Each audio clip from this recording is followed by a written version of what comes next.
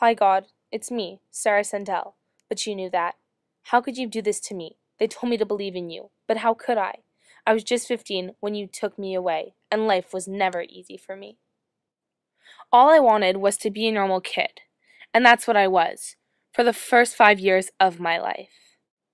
I had it all. I was friendly, grew up in a wealthy family, and honestly, my life couldn't have been better. I couldn't have pictured life being even better than it was. I had everything I needed, and I was happy. I was liked throughout the neighborhood, and never even imagined life being hard or tough. My mom promised me life would be easy, but she lied. From my 6th birthday on, life began to go downhill. They had diagnosed me with my first tumor in my neck. It was cancerous and needed to be removed. The first day of elementary school, when I was supposed to be in class, I was at the hospital for a bone marrow transplant due to complications with the tumor. I've gone through spinal taps, blood transfusions, and all bad that could have happened did. I always believed things would get better because of the amazing childhood I'd been living. Finally, at the age of 8 years old, at 7:56 a.m., I collapsed due to pain in my joints. It was inexplicable, and my parents were worried on why that had happened.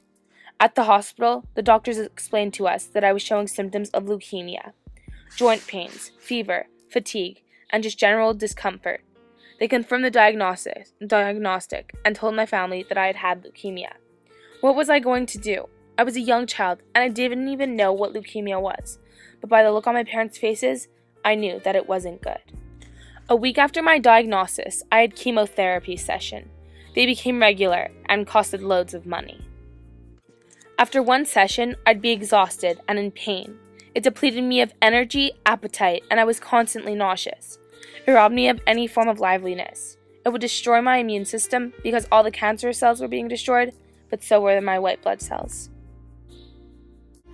In between all the procedures and operations I had to go through, I spent most of my time thinking of how hard I really had it. I would remind myself that kids had it worse. It would get me angry, and then I'd deny even being sick. Every so often, I'd have an anxiety attack, which was one of the consequences of leukemia. My chest would tighten, and I'd hyperventilate. It was horrible. My birthday was the 15th of December. It was a great day. I felt that I was living the life of a 12-year-old kid, and nothing could ruin that feeling that I once had. I had friends visit, and my parents had bought me my first digital camera. What a great day that was. I was feeling great, and honestly, I felt invincible, as if I were going to be the one to fight through all this and survive. I was going to fight through this sickness, and I would do something incredible with my life. I've always wanted to be a doctor, to help kids just like me. Oncology was the department I was going to work in. I would deal with cancerous cell and really find a cure, because no kid should have to endure what I had to. December 16th was another amazing day for me. Looking back on my birthday and taking pictures of everything around the hospital, I saw the light for the first time that day. December 17th was a day like no other. I had a spiking fever, and the doctors had told me that I had developed pneumonia from all the visitors on my birthday. My immune system has never been weaker, and my white blood cell count was incredibly low. The feeling of childhood was done for me. Back to the hospital bed, where I was isolated for 2 weeks straight. The years of my teenagehood were limited, and they were years I didn't want to remember. One of the last memories I had was being alive and telling my parents how I was scared to die. I still remember my last sight, everyone surrounding me as I suffocated to death. Water had filled up my lungs, and I basically drowned myself.